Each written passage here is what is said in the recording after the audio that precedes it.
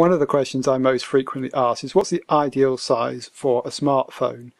Now, I think it's a very personal thing and everyone will have a different view on this, but I do agree it's one of the factors that's most important when buying a phone.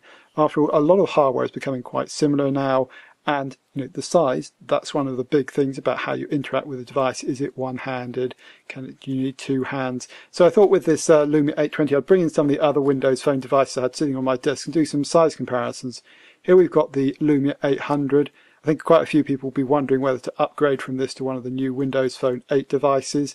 Now you can see here the Lumia 800 is significantly smaller than the 820. That's really down to the screen size. I mean, as with all phones, the size is basically dictated by the screen. So we've got 3.8 inches here versus 4.3 inches. So bringing in another device here, this is the Lumia 900. Now these have the same screen size, but actually the 820 is slightly smaller. You can see here in terms of height, it's slightly more squat, it's compact. And actually that kind of extends to the feel in the hands. There is actually very little to choose between them, but the 820 feels quite a bit smaller. Let's bring in the 920 here. Now this is obviously a bigger device, it's a bigger screen.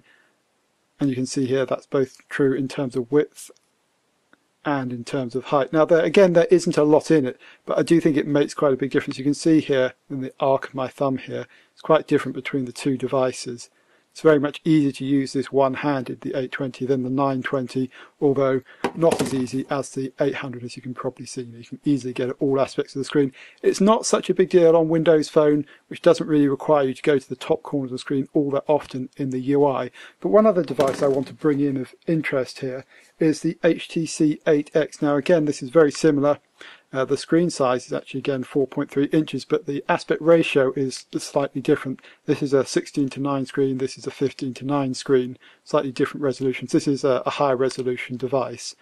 But what that does mean is the device itself is quite a bit taller, and this is more difficult to use one-handed. Now if I do a finger out there, you can see I can just about reach to the top of the screen. If I then put the 820 in my hand, you can see a lot easier there. So device size, mainly it's going to be about width because that's one-handed use, but height can be a factor too. But in the 8X's favour, I should say it's a thinner device, feels really comfortable in the hand. But I do like the 820 a lot. I think it's almost in the sweet spot here. It's also got enough heft to feel like it's a quality device, so there's a lot to recommend it. I think if you're looking for the kind of the middle of the road option, the 820 may well be the device to go for.